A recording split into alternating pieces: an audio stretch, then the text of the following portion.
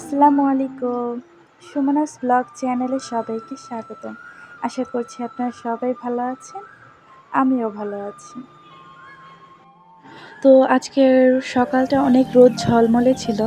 তার জন্য আমি সকালবেলা আম সিদ্ধ করে তা আমুড হওয়ার জন্য রোদে রেখে দিয়েছিলাম। তো আমুডগুলো রাখার পর দেখলাম কি যে চালটা যেহেতু একটু ডেউ খেলানো ছিল এই চালটা, তো এখান থেকে এই যে আমার আমুডগুলো অর্ধেক পড়ে যাচ্ছিল। তো কিছু করার নেই, যেহেতু অর্ধেক পড়ে গিয়েছে। তো তারপর আমি এখানে চাপটি বানাচ্ছিলাম। যখন আমি আম সিদ্ধ করতে দিয়েছিলাম তখনই আমি হালকা একটু চাপটির জন্য আমি কিছু চাউল, আমাদের যে ভাতের চাউল আছে তা আমি আ ভিজিয়ে রেখেছিলাম। তারপর আমি এসে আমুডগুলো দেওয়ার পর আমি এখানে এসে চাপটি বানিয়ে নিয়েছিলাম। তো এখানে খাওয়া শেষ হয়ে গিয়েছিল, তারপরে একটু দেখালাম। তো আজ অনেক কাজ, কুরবানি ঈদ যেহেতু সামনে এসে পড়েছে, তো টুকটাক অনেক ক্লিন। তো রমজানি ক্লিনে দেখিয়েছিলাম যে আমি ওই র্যাকটা আমি এখান থেকে এই টেবিলের উপর থেকে সরিয়ে নিয়ে আমি একটু সাইডে রাখবো। তো আজকে ওই কাজটা করলাম। তো এখানে আমি কাজ করতে করতে আমার সাথে একটা দুর্ঘটনা হয়েছে। তো এই যে আমার পাটা দেখেন, পায়ের উপরে আমার এখানে আইপিএসের ব্যাটারি ছিল যে জায়গাটা খালি টেবিলের নিচে। তো টেবিলটা যেহেতু আমি ইউজ করি না, তো আইপিএসের ব্যাটারিটা মানে টেবিলটা একটু সাইড করতে গিয়ে আইপিএসের ব্যাটারিটা আমার পায়ে পড়েছিল। তো এখানে একটা জিনিস ঠিক করতে গিয়ে বা গোছাতে গিয়ে টেবিলটা, তো অনেক জিনিসগুলো এলোমেলো হয়ে গিয়েছিল। তো এখন পা প্রচণ্ড ব্যথা করছিল, কিন্তু কিছু করার নেই। যেহেতু মানে পুরা একটা জিনিস গোছাতে গেলে পুরা বাড়িটা এলোমেলো হয়ে যায়। যেহেতু বাড়িটা এলোমেলো হয়ে গেছে, এখন তো আর কিছু করার নেই। তো দেন এখন আর কি করার, এখন তো আমি রুম গোছাতেই হবে। তো পা প্রচণ্ড ব্যথা। তো ব্যথা নিয়ে এখন আমি যে টেবিলটা আমি গোছাচ্ছিলাম।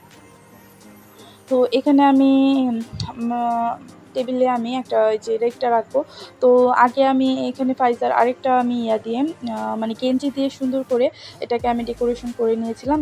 মোটামুটি ভালোই লাগছিল। তো এখন আমি আবার এটাকে একটা ফাইজার গেঞ্জি দিয়ে মুড়িয়ে নেব। মুড়িয়ে নেওয়ার পর যে বইগুলো আছে সেই বইগুলো রেখে দেব। কুরবানি ঈদকে সামনে রেখে অনেক গোছানোই আছে সামনে।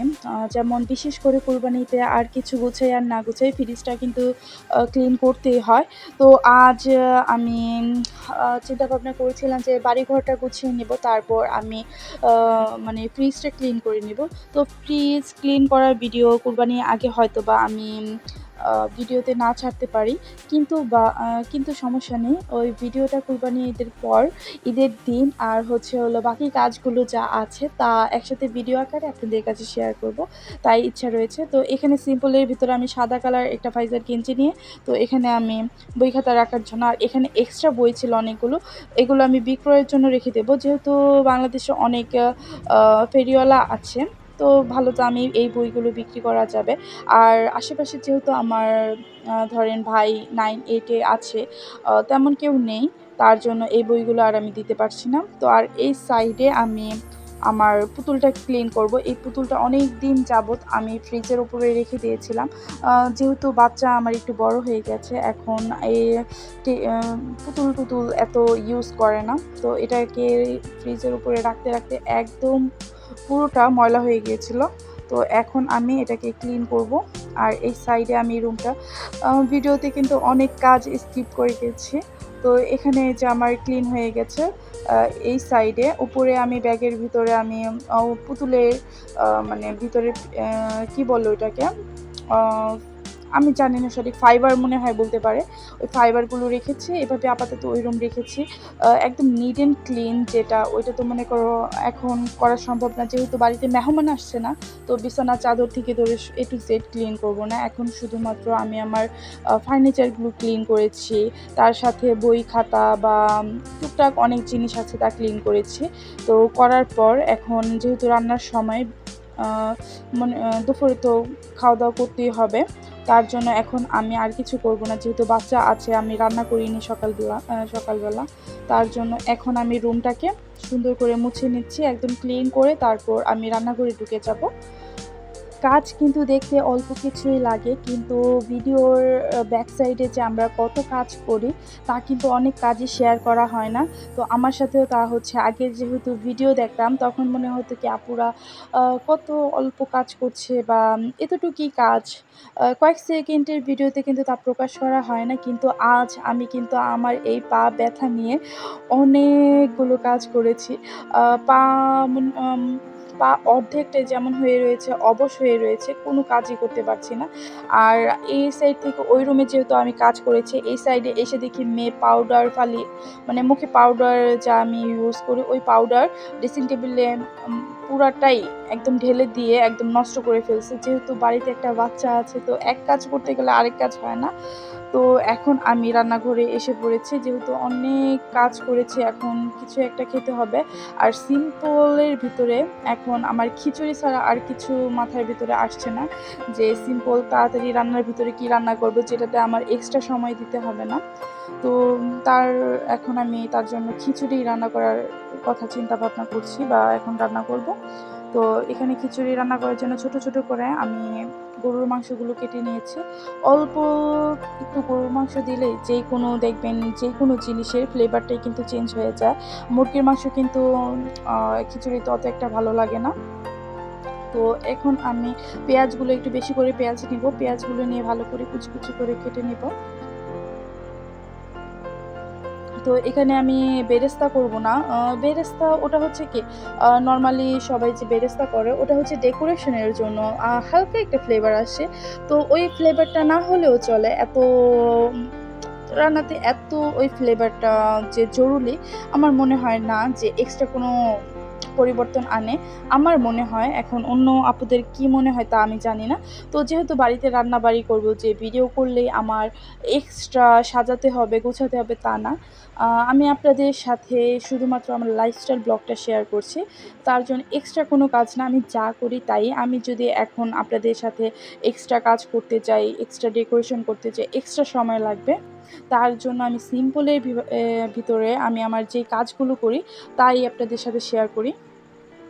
তো এখানে আমি পেঁয়াজগুলো যেভাবে নরমালি সবাই গরু মাংস রান্না করে সেভাবেই কষিয়ে নেব। পরিমাণ মতো হলুদ, হলুদটা একটু বেশি দেবো, যেহেতু খিচুড়ি রান্না করবে চাউলে একটু তো হলুদটা টানবে। তার জন্য আমাদের হলুদের গুঁড়া, একটু মরিচের গুঁড়া, একটু লবণ সব কিছু ডাবল লাগবে। আপনাদের পরিমাণ অনুযায়ী দিতে হবে।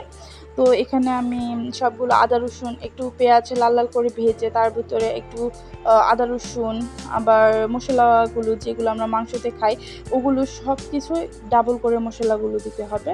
তো ডাবল করে দিয়ে নিচ্ছি। গরুর মাংস নর্মালি সবাই রান্না করতে পারে। যদি রান্না করতে না পারে তাহলে ইউটিউবে অ্যাভেলেবেল ভিডিও আছে। যেহেতু এটা আমার রান্নার ব্লগ করি না আমি, যেহেতু নরমালি লাইফস্টাইল, সেহেতু এত ডিটেইলিংয়ের সাথে আমি আমার রান্না শেয়ার করছি না। তো এখানে আমি গরুর মাংসটা কষিয়ে নেব। এই খিচুড়ি আপুরা আমার মতো অনেক আপুরাই আছে, সবাই একটু নরম হওয়ার জন্য বেশি বেশি করে রান্না পারে। নরমালি রান্না করলে ওটা আরও এক্সট্রা মজা হয়। আর এখানে আমি আলাদা করে আমি কাঁচা পেঁয়াজটা আবার ইউজ করি। যেহেতু আমার কাঁচা পেঁয়াজের ঘ্রাণটা আমার ভালো লাগে, সেহেতু আমি কাঁচা পেঁয়াজটা আমি আবার এক্সট্রাভাবে দিই। তো এখানে কিন্তু আমি অনেকটুকু পানি দিয়েছি, আবার মাংস থেকেও পানি ছেড়েছে।